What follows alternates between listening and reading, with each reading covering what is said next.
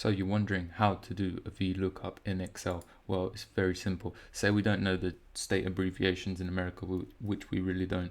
We do equals VLOOKUP, right? And so the lookup value is this, the criteria.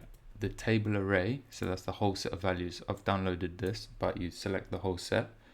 And then what you want to do is you want to choose the column number. So in this case, it's 1, 2, B is 2. So we enter 2 here. And then 0 because we don't need an exact match. And once we press enter, the magic works. Damn. Wow.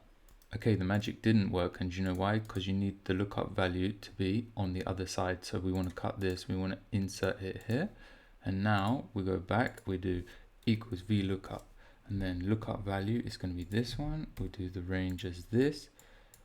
And then we do the column as 2 and 0, and then we press enter. Now we get California. Perfect. So then with simple extrapolation, we should be able to get all the others. Minnesota, Georgia, GA.